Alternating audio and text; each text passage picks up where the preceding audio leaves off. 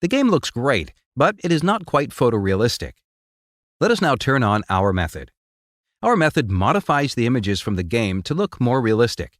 It is a convolutional network which produces images frame by frame and can be run at interactive rates.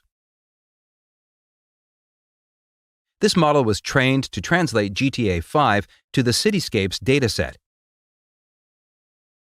Cityscapes contains mostly images of German cities recorded with an automotive-grade camera. Here are a few examples from the dataset. With a model of reality induced by cityscapes, our method paves the roads with smoother asphalt, increases the glossiness of car paint, and greens the sun-dried hills of GTA's California. The results are geometrically and semantically consistent with the input images and temporally stable. Let us have a look at the state-of-the-art in comparison to our work. Here is contrastive unpaired image-to-image translation, or CUT for short. CUT is less temporally stable and hallucinates objects, such as trees in the sky or Mercedes stars on the hood of the car. Here's another state-of-the-art approach. Similar to CUT, TSIT is less temporally stable and adds many artifacts to the images. Let us now look at our method in detail to understand why it is more stable and produces less artifacts. Our method takes a rendered image from the game and passes it through an image enhancement network to produce an enhanced image. We further extract a set of rendering buffers, called G-buffers, produced by the game engine.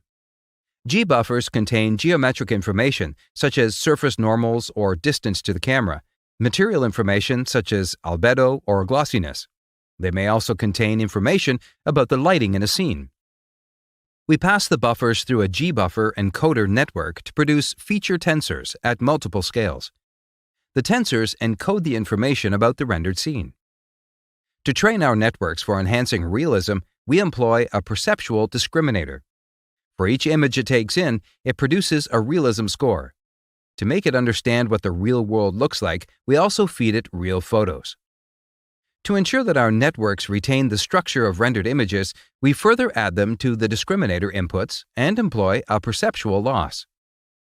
Let us now zoom in on the G-buffer encoder. From the G-buffers, we can derive a semantic class label map, which assigns an object ID to every pixel. We pass the G-buffers through multiple convolutional network streams and fuse the streams again based on the object IDs. This allows the encoder to learn different ways of processing for each type of object. For example, trees will be treated differently from cars. The resulting feature tensors are further processed by residual blocks, which output tensors at multiple scales. Let us now look at the image enhancement network to see what we can do with these multi-scale tensors. The enhancement network is based on HRNet, which processes images at multiple scales in parallel. Each scale of the feature tensors matches a scale in the network. The network consists of many residual blocks at each scale. Within the residual blocks, we replace the batch normalization layers with our own rendering-aware denormalization blocks, or RAD for short. The RAD layers modulate features based on the rendering information in the G-buffer feature tensors. For more details, we refer to our paper. Let us now look at how the perceptual discriminator works. The discriminator contains a robust semantic segmentation network and a network for extracting perceptual features, in this case, a VGG-16. We extract features from the VGG at multiple levels and pass them through a convolutional network. This differs from prior work that trains discriminators directly on images. Training on VGG features allows our network to quickly learn a model of realism at multiple perceptual levels. We further pass the unmodified rendered image, as well as real images, through the segmentation network to obtain a label map for each. The label map is used to specialize the discriminator on individual object classes.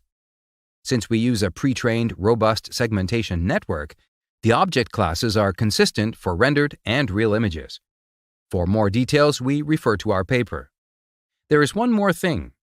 For training discriminator networks, the common choice is to take in as much of an image as possible.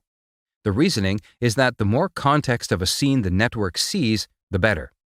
We started with this strategy as well and found it to be suboptimal because scene layouts between real and rendered images can be quite different. Here we see the probabilities for each pixel to contain a certain type of object. The top row shows cityscapes, the bottom GTA 5. Images from GTA contain much more sky at the top, where cityscapes images contain vegetation. Images from cityscapes have a Mercedes star at the bottom. If we train our network with full images from both datasets, it will start adding Mercedes stars and place trees in the sky. We observe this effect in many other approaches. One part of our solution is to decrease the field of view for the network and show it corresponding scenes from both datasets. When training our network, we sample rendered and real image patches that roughly contain the same things. This is done automatically and requires no access to semantic label maps. More details can be found in our paper. Let us now look at more results and comparisons. Here we see GTA again. And on the right, the results produced by our method.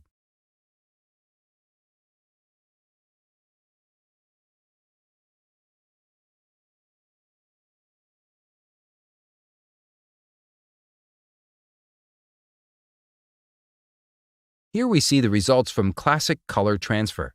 Color transfer matches the color distribution of GTA to cityscapes. But it does not modify images beyond the colors. Roads and trees keep their synthetic appearance. Unlike many other approaches, color transfer is temporally stable. Here is WCT2, a state-of-the-art photo style transfer approach. WCT2 requires a reference photo.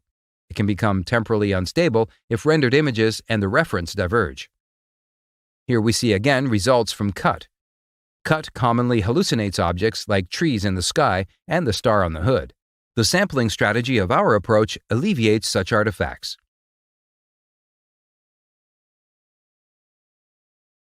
Here we see TSIT, an image-to-image translation approach. TSIT also requires a favorable reference photo, which may cause artifacts and temporal instability if rendered images and the reference diverge.